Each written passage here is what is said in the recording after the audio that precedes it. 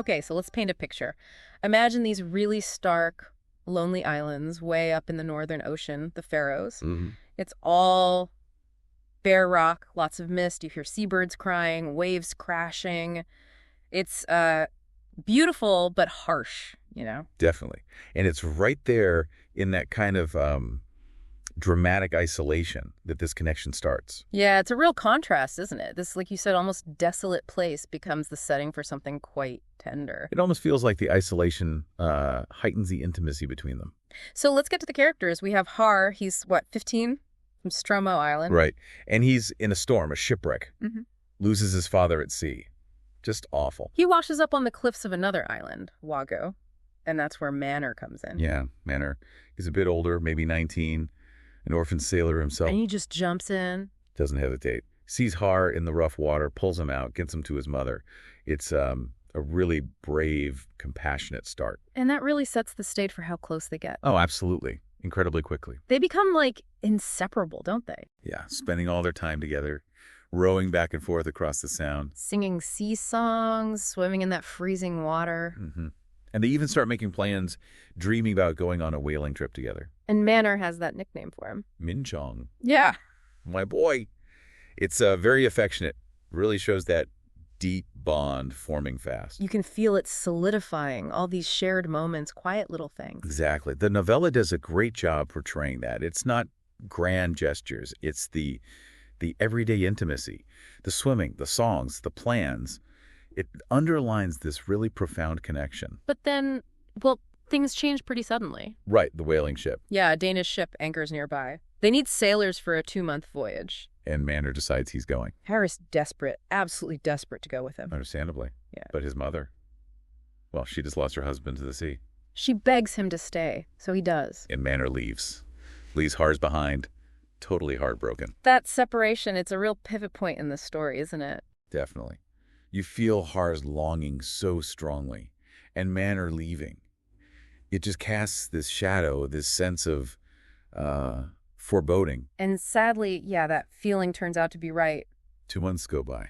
It's getting colder, winter's coming back. And Har sees the ship returning on the horizon. But then this vicious storm blows up. Just terrible luck. It drives the ship right onto the reefs off Stroma. Right in front of Har. He has to watch the whole thing. He sees the wreck, and then he sees Manor. Yeah, Manor had actually managed to grab onto some wreckage. But he can't hold on. Har watches him just disappear into the waves. Absolutely brutal. Yeah. Especially for Har, witnessing that. Seeing the person he, well, clearly loves die like that. That description is so raw, isn't it? All through Har's eyes. It really is. It's not just a death. It's a personal trauma for him. The detail of Manor clinging to the plank then being lost, Yeah. it makes it so final, so violent. And just when you think it's this tragic, but maybe straightforward story of loss, It takes a turn. a big turn into the supernatural. Yeah, this is where the folklore comes in. Manor returns. At night, right, visiting Har in his room. Mm-hmm. But he's different, a spectral figure. And the story mentions this old belief that he's driven by longing, but also needs. Warmth and blood. Right. That's where the vampire element seems to creep in. It is, but it's fascinating how it's framed. Yeah. As the preface to the new edition points out, it's still fundamentally seen through the lens of their tragic romance. So Manor's return isn't just about being a monster. Not entirely, no. It seems fueled by this overwhelming desire for Har, a love so strong that death couldn't stop it. The need for warmth and blood, while fitting the folklore, feels almost secondary to the emotional pull. So the vampire tropes are kind of recontextualized. Exactly. The longing, the need for sustenance. It becomes an expression of this love that literally claws its way back from the grave. It says something powerful about desire, maybe especially forbidden desire. And Har's reaction is complex, too. It's not just terror. No, it's described as a mix of horror and Right. bliss, which is quite something. But it takes a toll on him physically. Yes, that's crucial. He starts getting paler, weaker. And his mother finds something disturbing. The blood stains. Small, but they're there. Evidence of Manor's visits and that he's drawing something vital from Har. So it's not just emotional drainage, it's life force. That seems to be the implication. It connects directly to that folkloric idea of the undead needing sustenance from the living. It makes the visits genuinely dangerous, raising the stakes. Naturally, people start to notice heart isn't well. Right. The village elders, and there's a wise woman mentioned. They figure out what's happening. They recognize the signs, visitations from the dead, and they warn Har's mother, if this continues, Har will die. So they have to intervene. Yeah, the community steps in. It shows that tension, doesn't it? Between this very personal bond Har and Manor have and the wider community's beliefs and fears about, the dead returning. The wise woman uses rune sticks, is that right? Yes, embodying that traditional Faroese way of dealing with the supernatural. And their solution is pretty intense. It is. They go over Wago, they dig up Manor's grave. And they drive a stake through his chest? Mm-hmm. Trying to pin him down, neutralize him. Har must have been beside himself. Utterly distraught, yes. It's a brutal act. And does it work? Well, temporarily, it seems. Har gets a bit better. But Manor comes back, shockingly. And this time, you can see the wound. The wound from the stake? Yeah, described as a distinct square hole, right through his chest. Wow. So the first attempt failed. Failed. Or maybe just wasn't enough. It really highlights how strong this connection, this supernatural pull towards Har must be. The detail of the square hole is quite graphic. So I try again? They do. With a stronger stake this time, sicker at the top, hoping it'll be more effective. But what about Har? Does he get better? No. Despite their efforts, he keeps declining. His longing for Manor just gets worse, almost unbearable. To the point where he actually says... He says he wants to die, to be buried with Manor. That's incredibly heartbreaking. That desire to be with the loved one, even in death. It's profound, isn't it? His love for Manor completely eclipses his own survival instinct. It's the ultimate expression of his devotion, however tragic. So as we sort of unpack all this, Manor throws up some really big questions for us to dig into. Definitely. Like, first, how exactly does this story manage to weave together romantic love and specifically a very clear same-sex love with these, established vampire folklore tropes? Mm-hmm. And second, how much might this reflect the author's own life and views? Karl Heinrich Ulrichs. He was a real pioneer. Absolutely. We need to talk about him.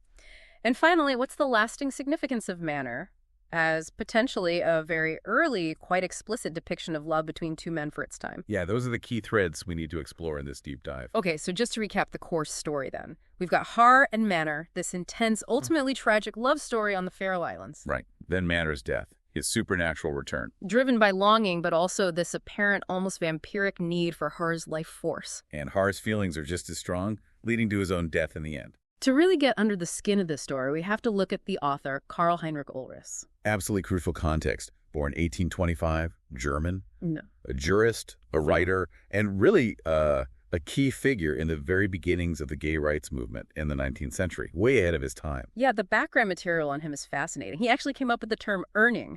It's historical now, obviously, for men attracted to men. Mm-hmm. And he had this theory, this belief that it was natural, innate. He used that Latin phrase, anima muliebris virili corpore inclusa. Meaning a female psyche enclosed in a male body. It was his way of trying to sort of classify and understand same-sex attraction scientifically within his broader framework. Which was pretty radical thinking back then. Hugely radical. Yeah. So when you connect that back to Manor... Start to see potential layers.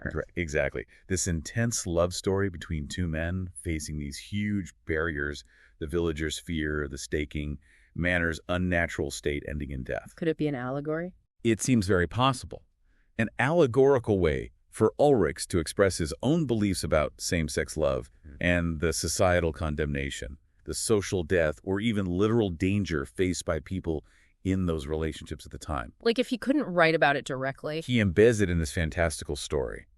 The lovers face these external supernatural threats, but maybe those threats represent the very real societal pressures and prejudices. It's a way to code those ideas. That makes a lot of sense. And the preface to the 2025 edition seems to lean into that interpretation. It does. It specifically highlights that blend the vampire folklore and this early explicit romance between men. And it suggests the romance is maybe the main point, even more than the horror elements. Which is quite a reading, isn't it? But Ulrichs wasn't just writing fiction. No, he was an activist. He wrote pamphlets, right? Under a pseudonym. Numantius, yeah. Studies on the riddle of male-male love, laying out his theories. And he actually spoke out publicly. Incredibly bravely, yes. At the Congress of German Jurists in 1867.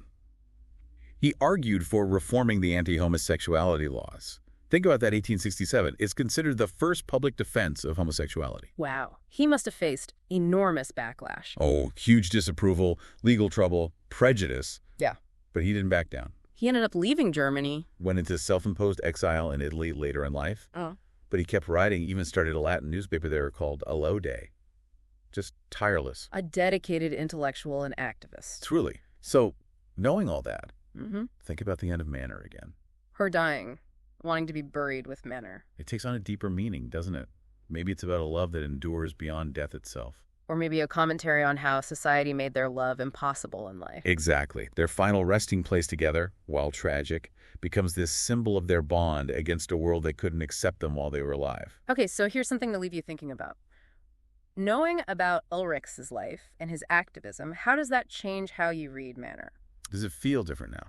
Does that mix of vampire story and love story seem like it served a deeper purpose? Maybe a way to talk about forbidden desires and their consequences when you couldn't do it openly. And it makes you wonder, doesn't it? What other older books might have these hidden, or maybe not so hidden stories of non-heterosexual love just waiting for us to look at them with fresh eyes through this kind of lens? For more Queer Trip podcasts, visit the Queer Triptych at www.queertriptych.weebly.com.